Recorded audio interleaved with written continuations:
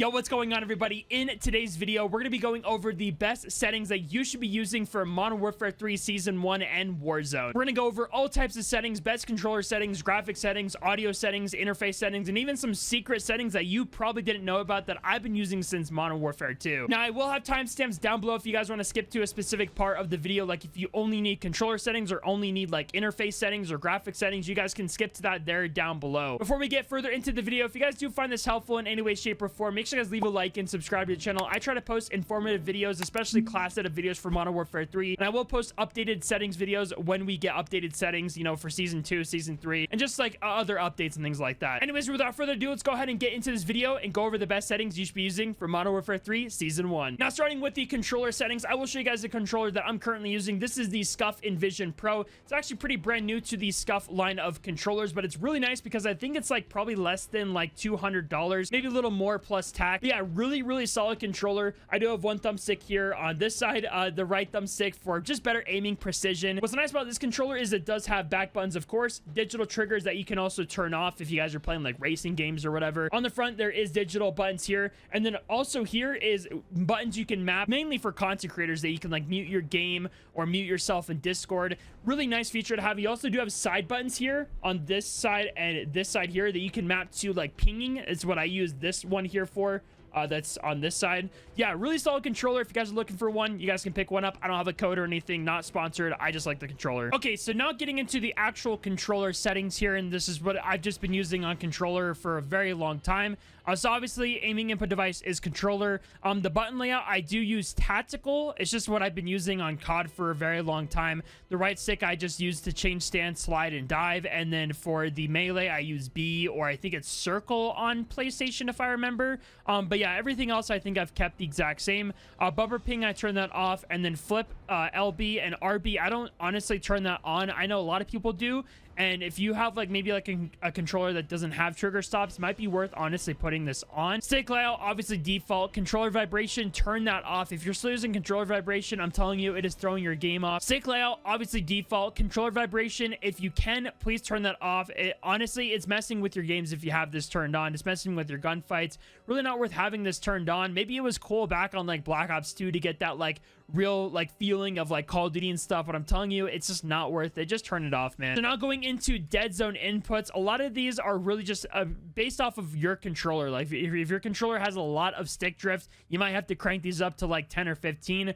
My controller is brand new, so I don't really have that much stick drift, so I go with 4 for the left and right stick. And then left stick and right stick max, I keep these on 100. I know people lower the left stick one to like 80 or 70 so you can kind of like get into the running a little bit faster, but I feel like it kind of throws me off. I'm keeping it at 100. I might mess with this in the future. And then left and right trigger, keep these on 0 because that'll make these triggers instant when you're doing actions with your triggers, if you use triggers, of course. So now going over the aiming tab, I do use a 7.7 for horizontal and vertical sensitivity. I have heard that you can actually put this on custom, go in and change this to 1.0 and then change it back to your actual sensitivity. But I've just kept it how it is. I've tried going back to the 1.00. I'm just keeping it at 7.7. It's just what I'm used to. It's what I've been using for a long time. So that's what I'm going to keep using. Now for ADS sensitivity multiplier, I'm keeping this at 0.80. I've been using 0.80 for a little bit now. Ever since kind of like the end of Modern Warfare 2, when I was playing a lot of rank play and things like that, I've just gotten so used to 0.80. It's really nice to have a slower ADS sensitivity multiplier just so your aim feels sticky, especially if you're on controller with aim assist. Sensitivity multiplier, I don't think I've ever messed with these. I just keep those the same.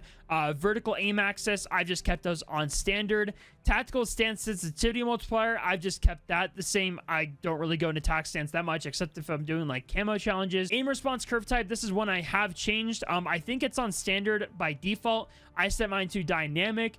I'm not really sure the exact like science over it, but I just know dynamic is the best and is just what's been in COD for a long time. Sensitivity multiplier focus, I just keep that on 1.0. Instant for ADS sensitivity transitioning. Custom sensitivity, I turn that off. Target aim assist, we obviously want aim assist on, turn that on.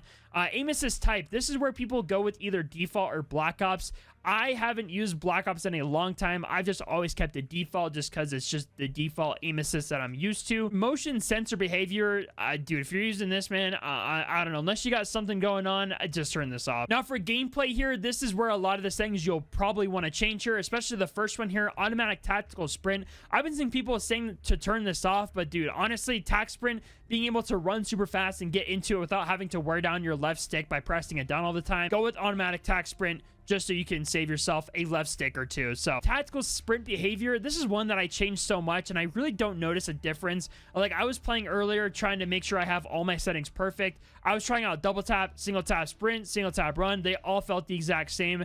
I just ended up going with single tap sprint, but this is just something you might have to experiment with a game or two. Ground mantle, airborne mantle, ground mantle hang, turn those off. That's just what I've been using for a while. Slide and dive behavior. So this is brand new to Modern Warfare 3. Obviously Modern Warfare 3 has like slide canceling. It's not like the slide cancel from Modern Warfare 2019, but it's pretty dang close. So I would suggest going to slide only. The one thing I've ran into this is sometimes I will dolphin dive if I'm like doing it in the edge of a corner or something like that. I found myself dolphin diving quite a lot just by accident, but I still think slide only is so worth it. Plunging underwater trigger, parachute auto deploy. A lot of people turn this off, but I just do plain only. I mean, I just because I always forget to actually deploy my parachute. So sprinting door bash on, mantle only for ledge climb behavior, aim down sight behavior, hold, change zoom activation. I think that's just kept the same. Equipment behavior hold, weapon mount activation. Most of this is the same. There was one setting that I had for a little bit. Okay, this is a big one here. So if you're playing Warzone, I would suggest going with prioritize interact. If you are playing multiplayer like I do mostly, I switch it to tap to reload if I'm playing multiplayer. But if you're Warzone, do prioritize interact so you can pick up things and use things in Warzone quicker. Backpack control, like I said, a lot of these I've kept default except manual fire behavior. This is one I've used for multiplayer for burst weapons.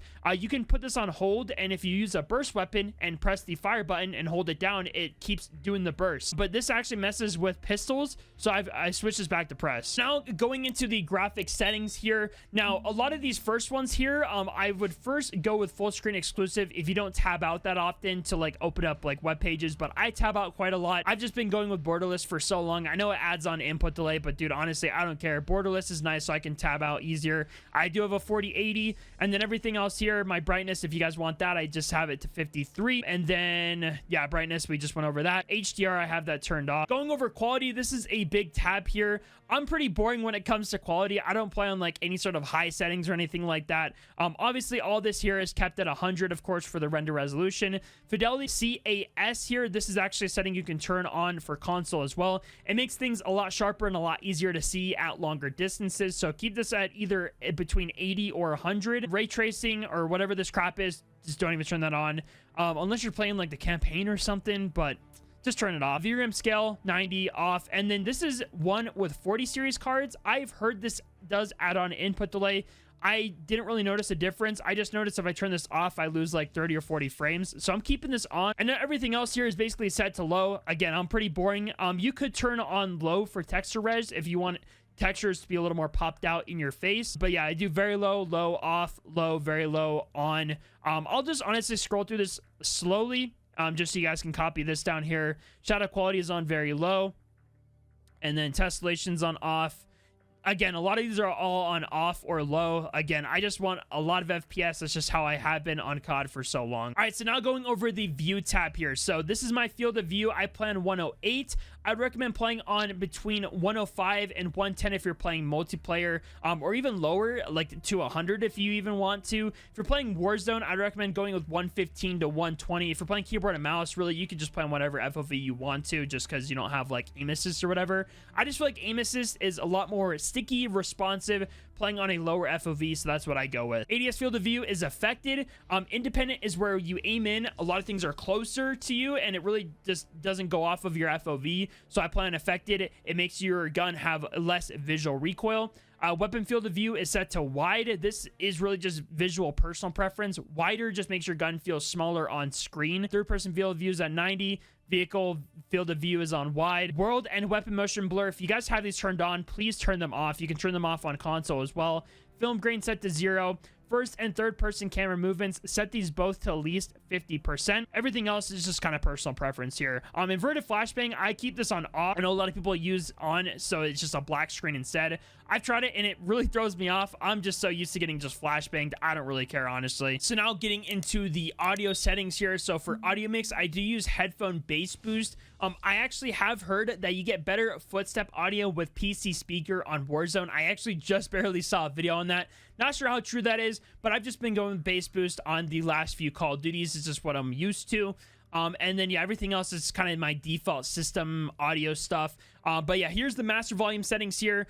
Basically, what you want to get from this is you want to keep your effects volume a lot higher than everything else. This is what I've been going with. Dialogue volume, you want to keep this a lower, obviously, than your effects volume. Everything else is just, again, personal preference, voice chat on, party only, microphone, push to talk. Everything else is just set to your default. Make sure everything is set to default. Don't turn on this mono audio. One big thing here is reduce tinnitus sound. Not sure if I'm saying that right. Turn that on. What this will do is it'll make a lot of those like whiny, like flash grenade noises a lot more like duller, so it doesn't like freak your ears out or whatever.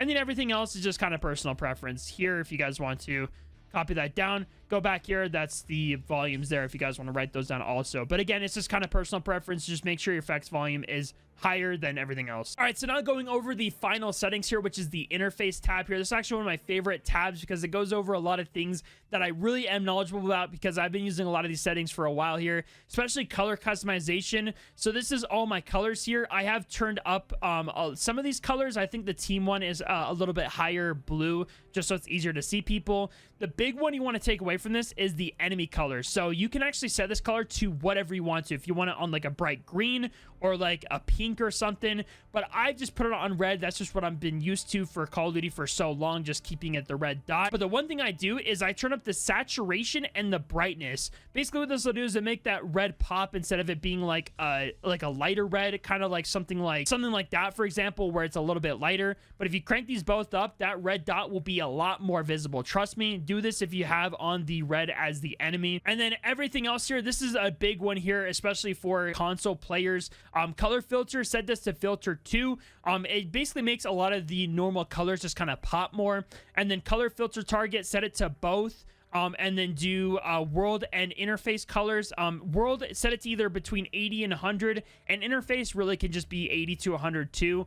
Really the big one here is just the world color intensity because that makes a lot of the colors pop in game. All right, so now getting out of the color customization here, HUD bounds, make sure this is how it is here. Make sure all the like lines are pushed in just so you can see the minimap better and a lot of the things on your screen a lot better if you're playing multiplayer especially. Minimap shape, keep this on square. I think that might actually be default. A minimap rotation, keep that on. Horizontal compass, if you are playing multiplayer, you really don't need a compass on, so just take this off. Like, look how big it affects your screen. Just turn that off. You're playing multiplayer, bro.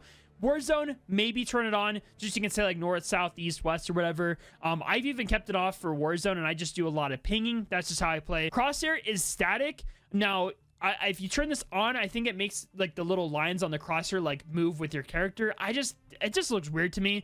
People turn this off as well, so it doesn't show like any like of those 4 lines at all. I keep it on, or no, I keep it static, obviously, just so that the crosshair is always there. And then center dot, keep that on, just so that dot is always there with whatever gun you're using. And center dot scale, I keep this on default. Largest just looks kind of funny. It's just a big white dot in your screen. It throws me off. I've tried it before. I'm not really a big fan of it. Hit marker visuals on, damage based hit markers on. I think most of this is just default there. Telemetry, I like seeing my FPS, my server latency, packet loss, and like my GPU temperatures. I'm kind of weird about that. I don't know. I turn those off all the time, so that's just kind of a personal thing. Network in-game alerts, keep those on if you really want to. And then yeah, everything else here I think is just honestly default for the most part. But yeah, the big ones here was the color customization, the HUD bounds, and just kind of this HUD section here is just really the big one that you kind of want to focus on here. And that right there is all of the best settings that you should be using for season 1 of Modern Warfare 3 and Warzone. Again, if you found this video helpful, make sure you guys leave a like and subscribe to the channel for more videos just like this, and I'll catch y'all later. Take care, everybody.